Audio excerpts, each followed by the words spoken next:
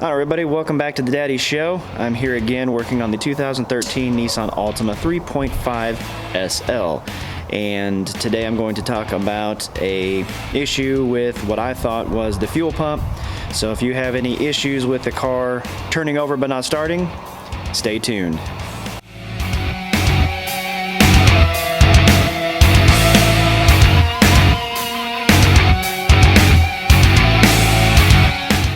Okay, so I had some issues with the car where it started, I moved it a short distance, and this happened right when the weather turned from being, 50s, 60s down to 30s and 40s. And I'd moved the car a short distance, turned it back off, did some things for a few hours, and then went to start the car again, and it just turned over, spit and sputtered a little bit when it first tried to start, but then it would just turn over and nothing would happen. It was just, car was cranking and no fire. So I looked at everything I could look at.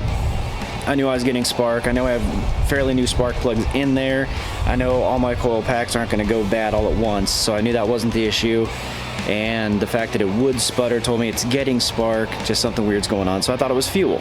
And so I opened up where the fuel pump was. Sounded funny to me, so I thought it was the pump. So I went and got one from a pick and pull place, fairly cheap actually. I got it for like $16. You can get them for $700 at O'Reilly's and or in the $700 area at O'Reilly's and Advance. And so I thought that was ridiculous, so I went to a pick and pull.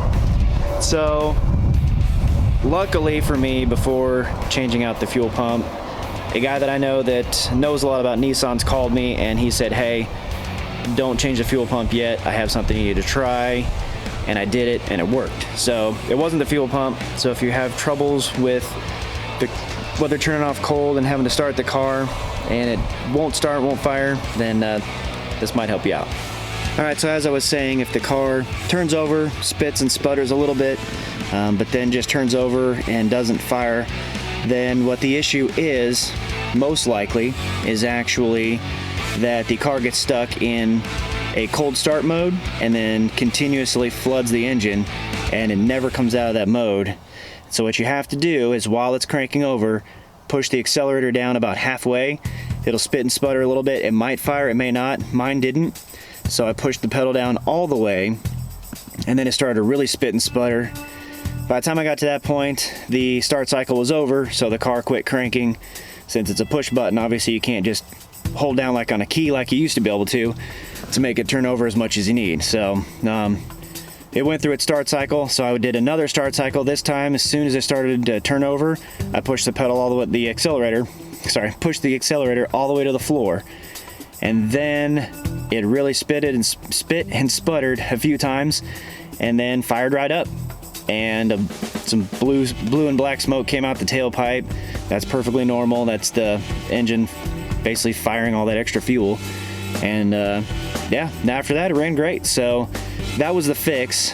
But just in case you do have a fuel pump go out, I'm going to go ahead and show you where that fuel pump is so that you can replace it if you so desire. So here we go.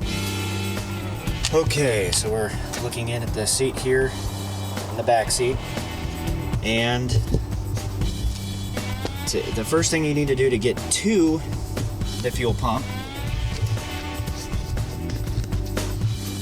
is to look under here and right there we go. So right here where my finger is, try to give you a good view of it. Right here, there's a little plastic piece. I don't know if you can see it hooked under my finger very well, but you pull that plastic piece a little bit, and then the seat pops up. So that plastic piece is right there. So you gotta pull it out, and then pull the seat forward a little bit. You can now see the gap I got back there. And then you do the same thing on the other side. Grab that guy.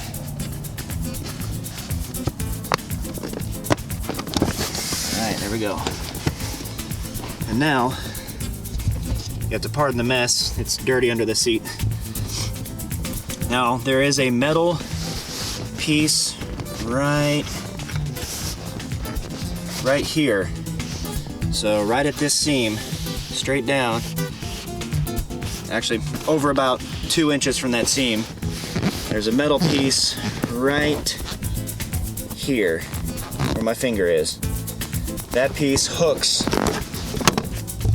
That came out really easy. It doesn't always come out that easy.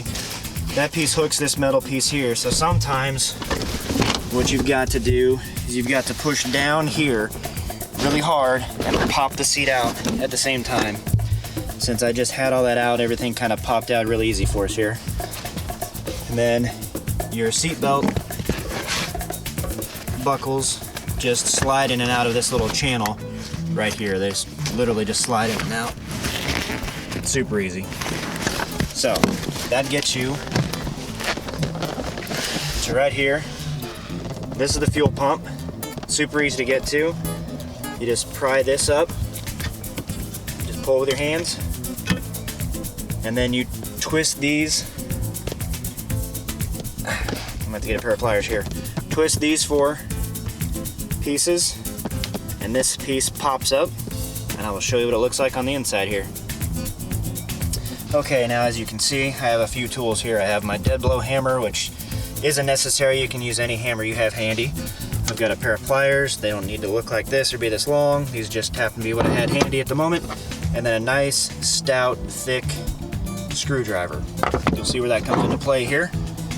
So you just twist these counterclockwise. No, sorry, clockwise. Twist these clockwise. Line them up with the slot that's underneath them.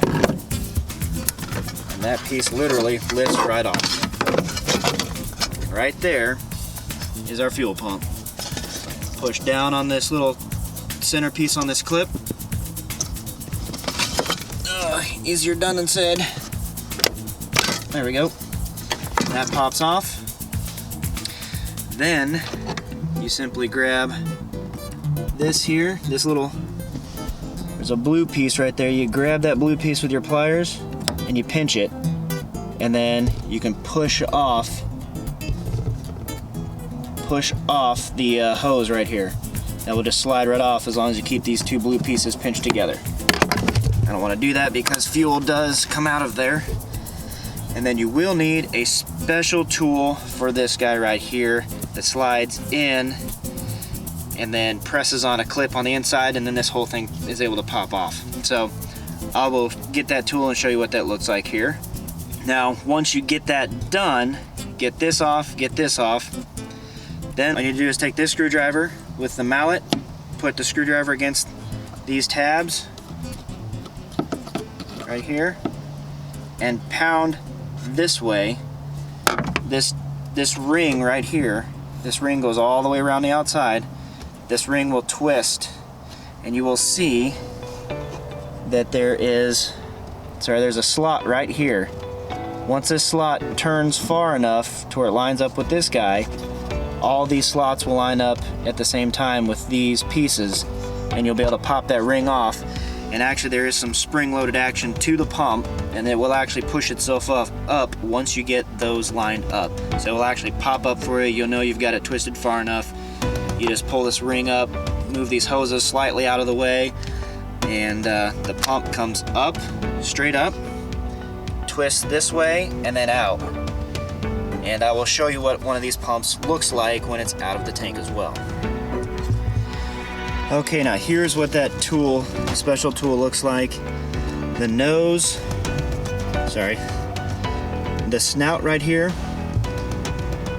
This snout was a little bit longer. I actually ground some of it off so that it can fit in here better. And you'll see that it basically spreads apart, slides over the tube and underneath the black piece, and then it will help it pop off. So I'll set that up here. It takes 2 hands to do. I'll get that set up and show you what that looks like. Okay, so once you get that on, this is what that tool looks like. Basically presses inside that black clip, and then you press forward on the plastic piece, on the yellow piece, while pulling back on the black piece, and it pops off. It's hard to do with one hand. Basically with two hands, you'll be able to push the yellow guy forward and then pull back on the black piece, and then pry both of them that way. That way. And both of them will pop off as one unit at that point. And actually, looks like I got it. Yep, so just doing that, popped it off for me. So, and to put it back on, you just push it till it pops. So that's all you need. This tool, screwdriver, mallet or a hammer, and a pair of pliers. That will get all that undone for you. Now when you get that undone, both these tubes and the wiring pulled off, like I said, you twist, pull up on the, or twist this, you twist this retaining clip, pop it up, pull it out of the way, and then grab the pump, which looks like this. See, this is how it sits in there. See, and this is how it looks. So basically you're going to pull it from that hole, you're going to pull up, and then the float there at the bottom, that black piece, black rectangle, will be in the way.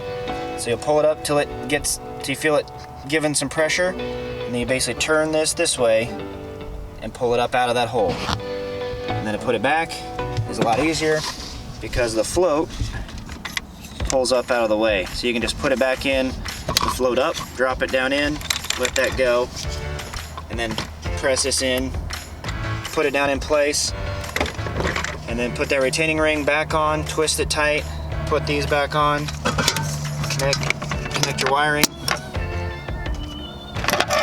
and then put this back together.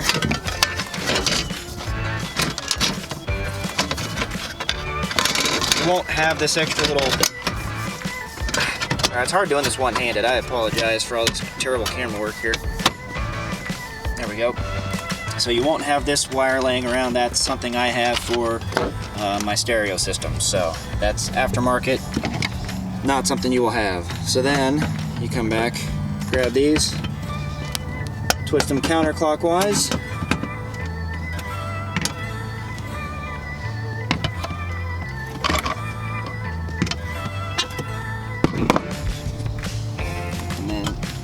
Pinch this, get one side started, and then just work your way around, getting it just down on that lip, and you'll see that lip on there. There we go. Press it up and down just a little bit, down in the middle, help it press itself out to spread out and seal itself on the piece of metal there. It's not quite, there we go. If it looks out of round or out of shape, then you know you haven't got it quite right, so you just kind of gotta play with it a little bit until it gets like you need it, and that's it. That's all there is to it. So, and again, there's the fuel pump. So that's all it takes. So now I'm gonna put the seat back together, and it takes two hands to get that all back together, get these pieces pulled back through these slots correctly, and get that done right. So that takes two hands, especially on the other side, because you have two of them you have to do. So I'm gonna get that done, and then I'll finish up the process here, snapping the seat back in place. I'll be right back. All right, so now I got those pulled back through. I got this pressed down right here, got that metal clip that I showed you about earlier to grab. So now all you have to do is feel under here. You'll feel this. Alright, yeah, you'll feel this plastic piece right here. It just needs to line up with a slot under there. There, see that? See the slot right here? This has to line up with that. So I just gotta push the seat back. Sometimes you gotta manhandle it a little bit.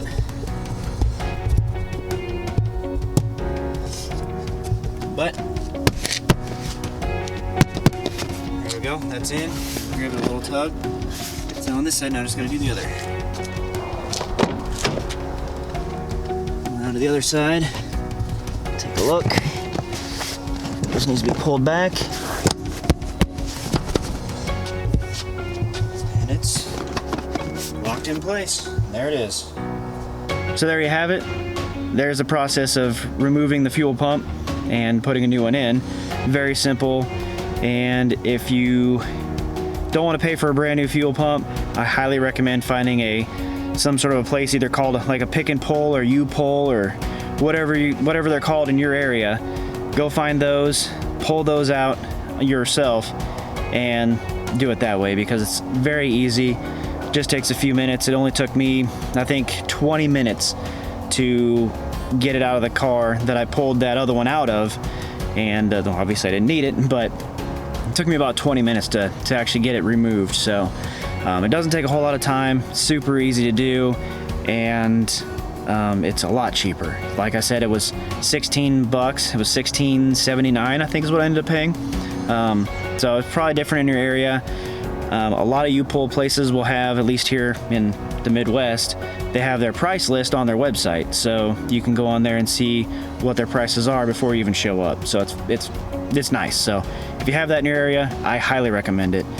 Oh, and doing the work yourself is super easy, especially if you've seen my spark plug video or my starter video, that those were easy to do. They just took a lot of time. This doesn't take a lot of time and it's easy. So it's fantastic. Yeah, if you have a fuel pump go out in these cars, that's fantastic to change. I learned a lot in the process, and hopefully you learned something from this video, and hopefully you're able to do the work yourself if the fuel pump ever does go out on you. So hopefully this helps. Thanks for watching, and hopefully you'll watch the next video, and we'll see you soon.